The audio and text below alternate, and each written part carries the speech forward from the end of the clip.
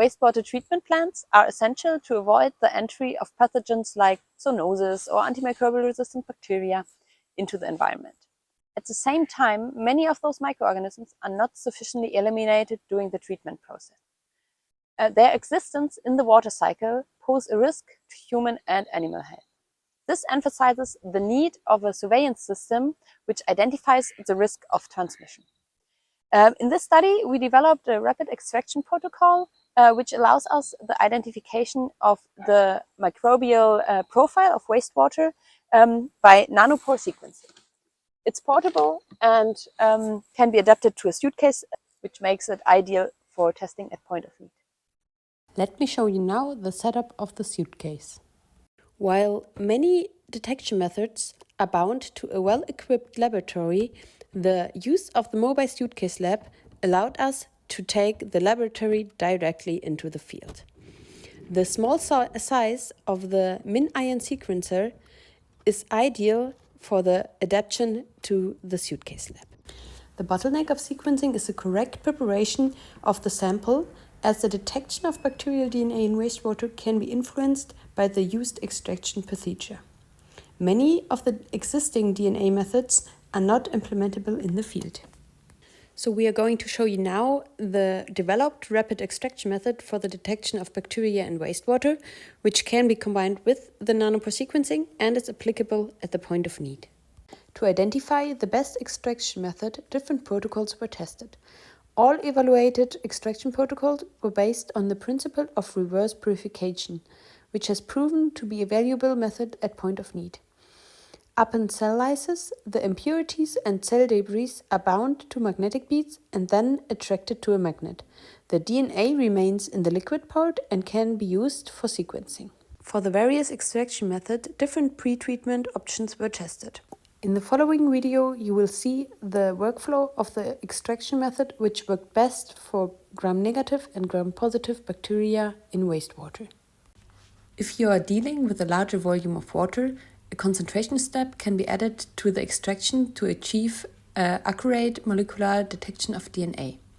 This can be done by including a cell capturing step to the reverse purification DNA extraction. The protocol, which is working best, uses mechanical lysis by 250 mg of glass beads. The mechanical pretreatment was chosen to guarantee an effective lysis of gram-positive bacteria. 200 microliter of wastewater sample was added to the beads, followed by 200 microliter of TLS buffer.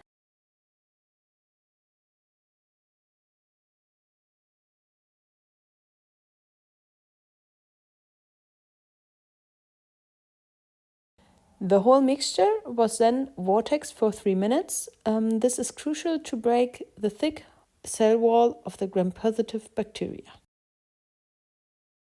To separate the liquid from the glass beads, 200 microliter of the lysis mix is transferred into a fresh Eppendorf tube.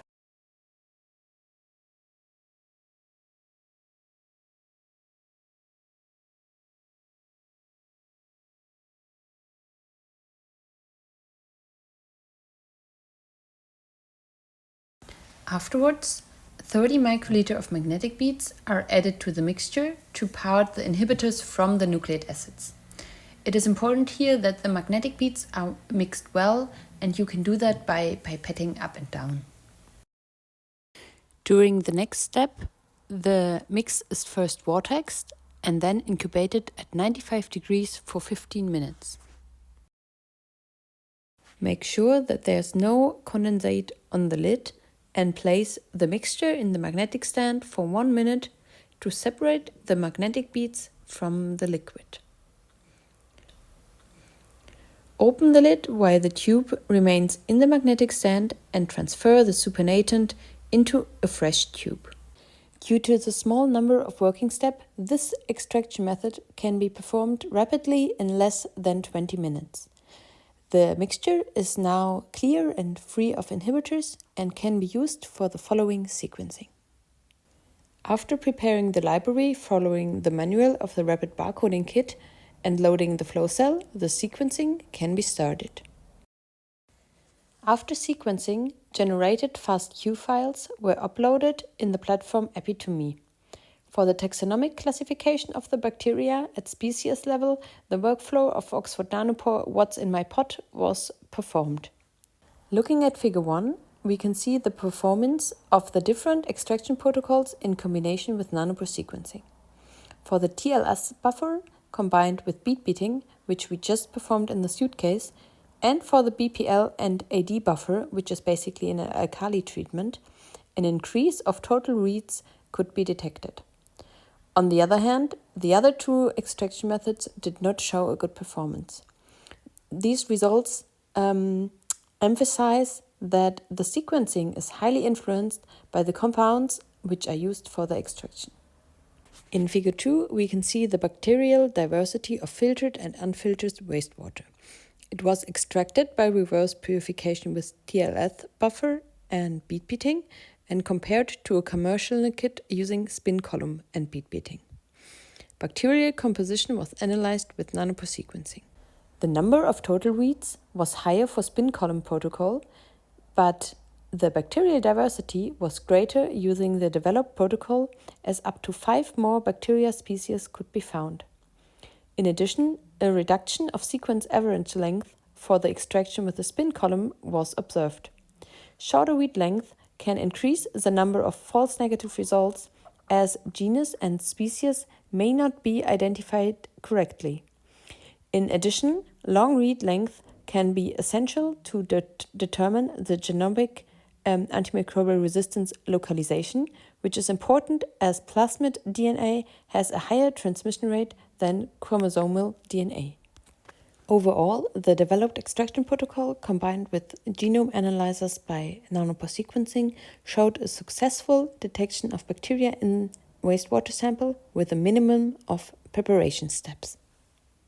Wastewater management in sub-Saharan Africa faces significant challenges due to various factors including rapid urbanization, inadequate infrastructure, limited financial resources, and insufficient institutional capacity. Especially low and middle income countries are challenged by inadequate water quality and sanitation, as up to 92% of the wastewater is not treated sufficiently. This increases the risk of disease outbreaks and highlights the importance of microbial wastewater monitoring in these countries.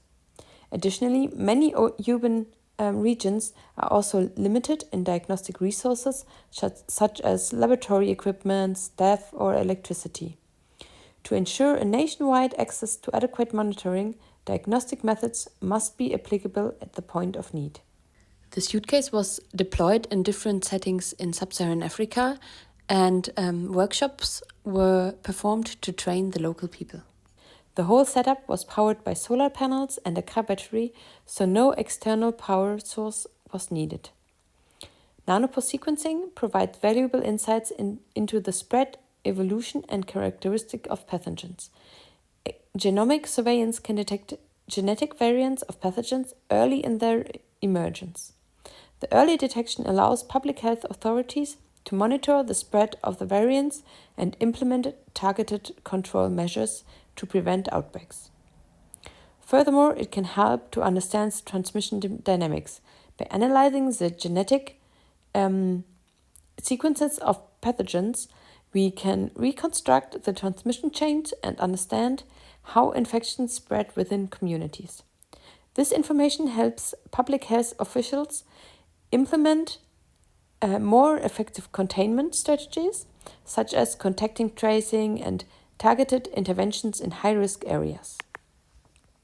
Overall, genomic surveillance plays a crucial role in strengthening the capacity of health systems to detect, monitor, and respond to infectious diseases.